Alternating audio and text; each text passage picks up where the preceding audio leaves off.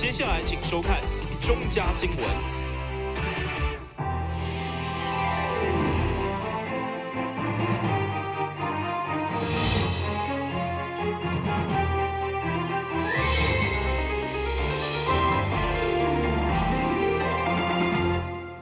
大家好，我是陈碧纯，欢迎收看中嘉台南地方新闻。下面有一连串的新闻报道，带大家做回来关心。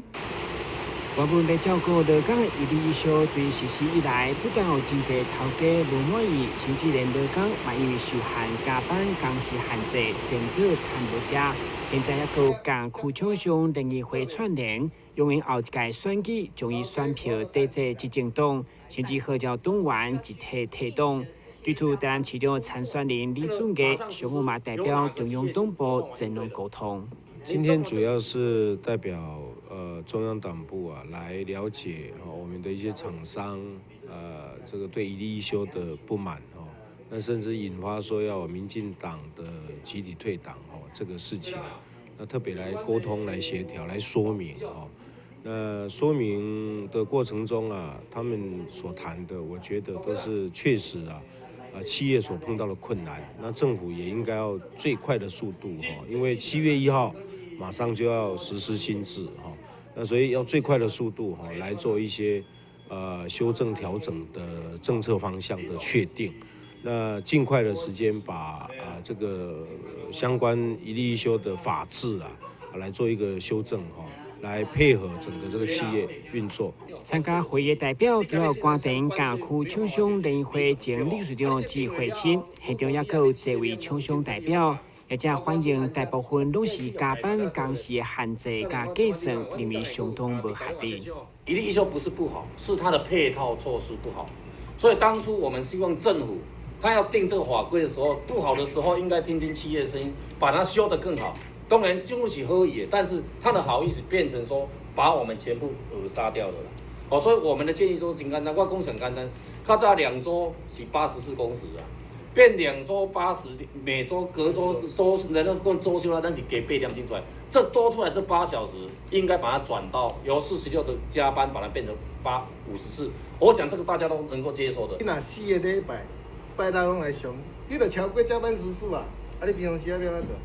做？倒来工要爱工无工对，少年的毋做，老的做袂去。你要叫企业要安怎？咱真正是定一个政策家己绑死，这毋是咧为工好，这是咧锁国。为了让政府听到民间的意见，市长参选人李俊杰除了将意见转达中央，尽速安排中央的部会南下沟通以外，另外全国甲区总会卖会诊资料，趁这个月22号上班的机会，当面向总统蔡英文表达意见。台南新闻林根采访报道。会面上一张充满历史分价邮票，是1895年台湾民主国独立短短150几天的期间所发行的独号票。这张由中华邮政公司所规划台湾民主国邮票甲文物展览，除了各式各样的独号票以外，也有带着独号票所寄出的配件，以及各种面达的台南观音票。展览的物件相当的珍贵罕见。而且选定伫台南做首展，也是因为台湾民主国甲台南有真深恩怨。在那个时候，台湾民主国的首都就是台南府，但是它不幸的终结了，台湾从此就变成日本人的殖民地。所以这个事件标志着台湾近代史的一个重要的转折点，它发生在台南。但并不是所有台南人都知道，更不要说台湾人。所以中华邮政本来大可以把这一个邮展放在台北的邮政博物馆办，更加的方便，说不定更多人来看。让我们觉得不应该放在台北，一定要回到台南，一定要让台南人知道他们这段共同的历史。在台湾400档历史当中，真侪人根本唔知有这款的政权，嘛互应邀出席开幕典礼的副市长张建源甲议长赖美惠，学了这场展览非常不简单。在西元1895年，我们台湾曾经独立过，独立了150天，啊，当时的历史真的是弥足珍贵，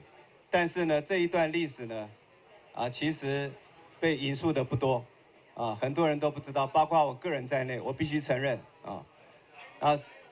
非常感谢，非常感谢，中华邮政能够办这样一个活动，让我们重新来认识台湾的历史。借由这一次的邮票展，我想更让我们更深刻的认知台湾的发展历史，更让我们的台湾人会更加的珍惜台湾这一个宝岛。主办单位对3位收藏家借出当年台湾民主国邮票甲文物，价值超过3500万。因为台湾民主国邮票甲文物数量已经相当的少，嘛互这摆展览更高看头。但新闻张伟忠采访报道。3、2、1，来慢慢帮我们踩动，来慢慢踩，慢慢踩，好。游乐动部的法属分家南分署长柯成芳、担市观光协会理事长尤义峰以及淡大学历史人员系主任等贵宾，同心协力骑脚车发展之下，向前目前上行的热能产业，嘛将伫昆山中学者成立新的据点，都是透过产官学的合作。有有兴趣的市民，也是世界民众，借着课程的培训来到热能科技，以创造就业机会。那绿能来讲，大家都知道哈，这是我们目前国家非常重要的一个施政的创新产业，就在我们台南哈。那我们希望我们集结云嘉南辖区，让更多对绿能产业有兴趣的好朋友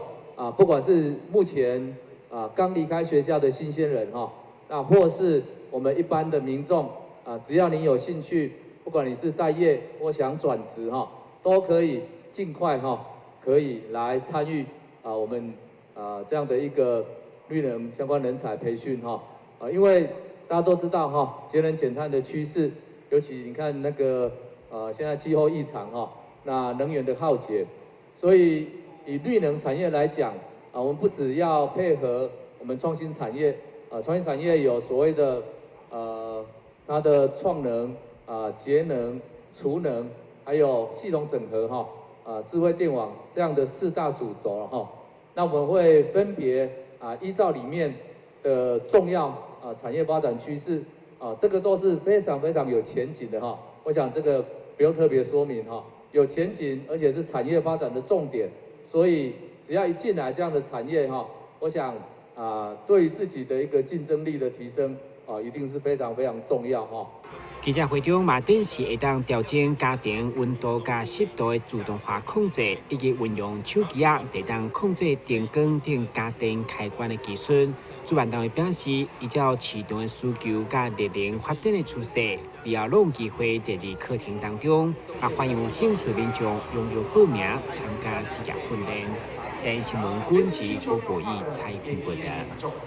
为了宣传13当前轰动一时的日本小说《异域红尘》将改编电影一事，这篇有驻美律师狄议员詹顺良甲前议员邱昌元等人陪同，特别来拜会市府文化局长。因为片中男主角的故乡就是台南，影片当中嘛有小解台南的景色甲文化背景，所以希望得到文化局提供府城老相片等资源的补助。对此，文化局长表达高度兴趣，希望该片有机会通过影视补助计划申请来行销台南。表示说，再连接一下，因为局长那边的资源也很丰富，连接一些资源。就我们势必在台南上议员，大家遮注意，大家对台南拢较了解所以也讲要在这边要取景或是什么，其实比较大家都可以提供一些意见。其实你要什么相关资料可以。他在这没关系，你就写mail给我，然后我们就会找一组人跟你们这边讨论。好，谢谢。会中议员嘛拢乐观其成，对期待电影的诞生，嘛希望借此和台湾甲日本之间的文化交流更加密切。但新闻管制郭博义采访报道。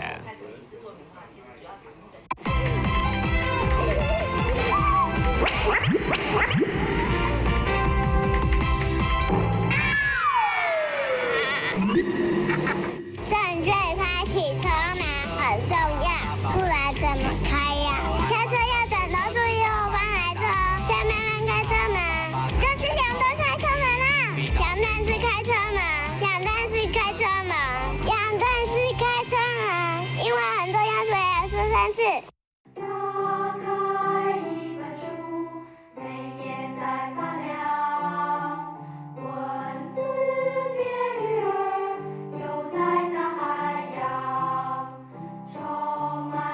欢迎你和我一起来收看《非读不可》，台南爱读册。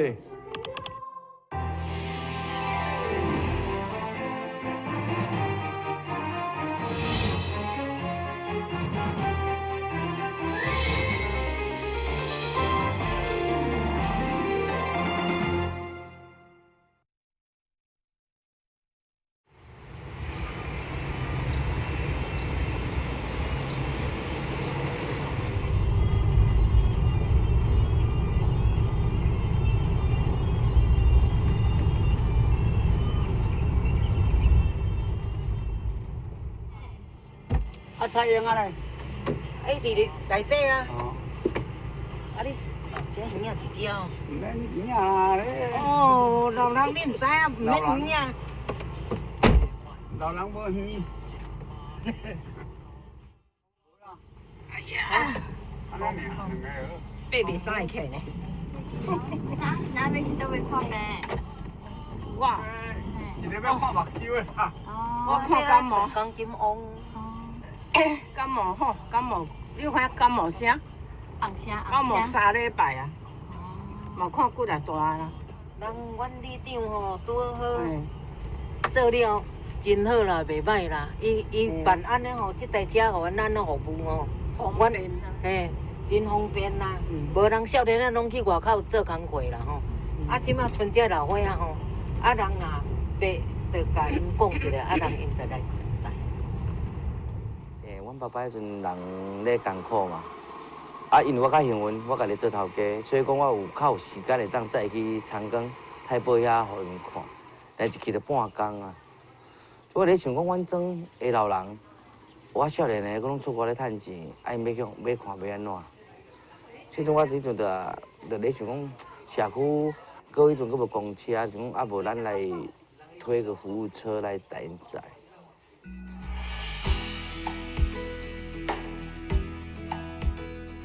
廖一亮的梦就从民国100年当选里长后实现，服务车一上路大受里民认同。起初都是由里长自掏腰包，但是要让福利永续推展，光靠里长捐款真的有限。在市政府辅导下，社区转型成合作社，以在地产业出发。我们先从农民的收入下去做改变，我们保证收入，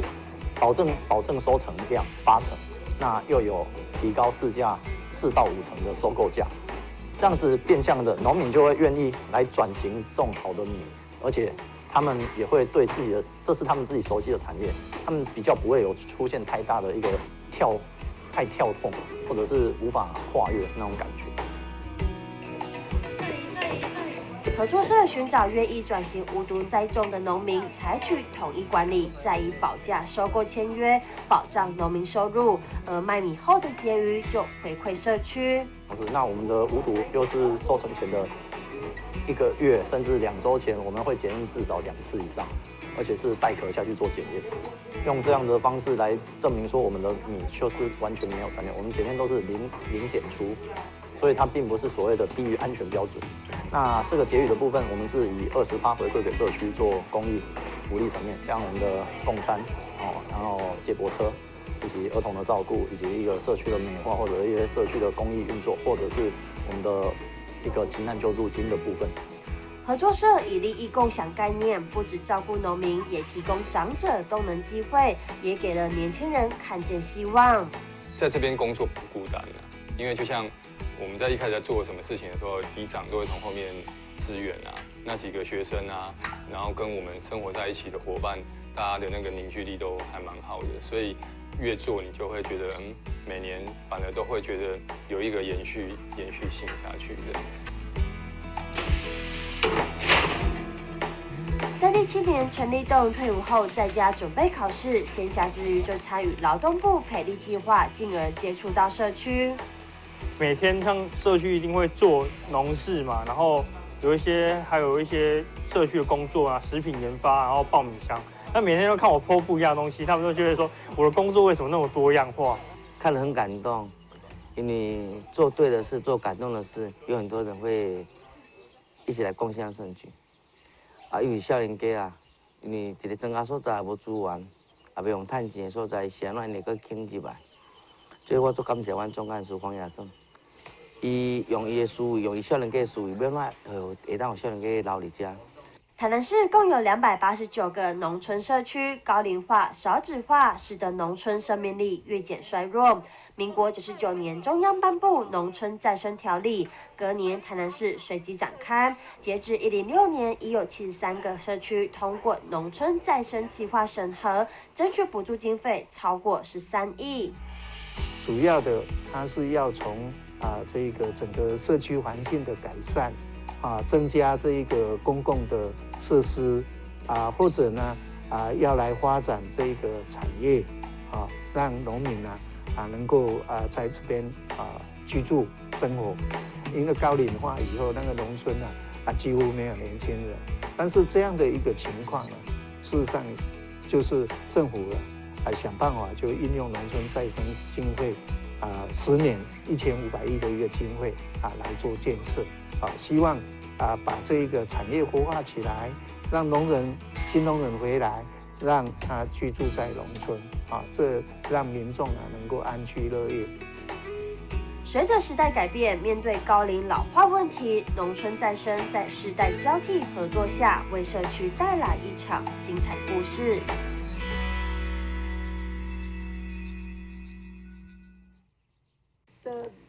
今年暑假，文化局甲台市立图书馆举办一系列互民众省钱、加当增加知识活动的合作2017夏日阅读换。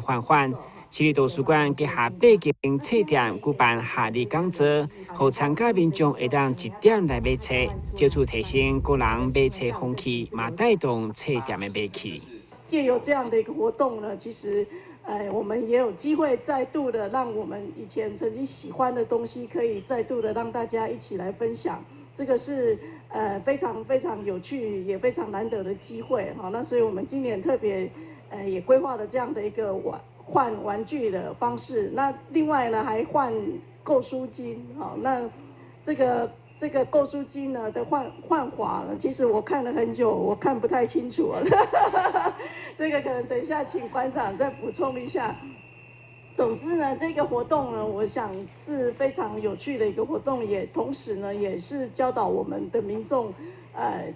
再让我们的一些资源可以再利用。所有的这28个馆，我们会呢统一在6月24号到7月9号这中间呢开始来收交换书。那民众呢把书呢送到图书馆去呢，图书馆会给一张换书卡，那一本书就有1点哈。那统一呢会在7月15号。当天呢，28个馆同时来办理好书交换活动，那不限馆别，也就是说，你把书送到 A 馆，你也可以到 B 馆去换书，都可以。从早上10点到下午4点，哈，那也是一本书可以换1点。那比较特别呢，跟去年呢有不一样的是呢，我们今年还有一个摸彩的活动，到下午的4点的时候呢，各个活动馆会摸彩哈，那幸运的观众呢，民众呢，他会得到呢，这个图书礼券200元。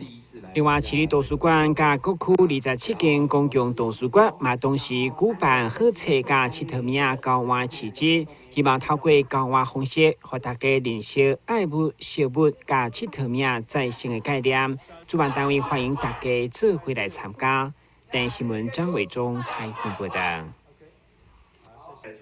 立体定位放射治疗甲传统放射治疗方式比较之下，特色就是针对肿瘤采取高剂量、精准的放射线，提升控制率，并且将治疗的疗程控制伫500以内，让病人唔免定定走病院。而基于病院将这项技术运用伫将近50例的细胞肿瘤病人身上，2档的控制率达到85%。是单次的治疗剂量比较高。治疗变比较高的话，精准度就要求比较高，所以要配合影像导引的设备跟呼吸调控的装置，才有办法把正确的高的剂量投射在肿瘤上面，不去伤害到那个正常的组织。那这样的话，它的次数是比较少。传统的话就是治疗次数比较多，就慢慢给，但是看起来它的效果比较不好。就是立体定位放射治疗的效果是要比传统的要好很多。那所以如果是早期的病人、肺癌的病人，是建议除非是不能开刀之后，建议是做立体定位放射治疗。医师强调，唔是所有病人都适合用立体定位放射治疗。目前临床上上侪被应用伫无适合、无愿意开刀的早期肺癌患者，转移肿瘤的部位甲数量较少，以及肿瘤伫3-4公分以内的病人。你目前健保也有条件的提供给付，予肺癌的病人有另外一种新的选择。但新闻站山林根采访报道。感谢你收看《中嘉台南地方新闻》，我是陈碧纯，咱再会。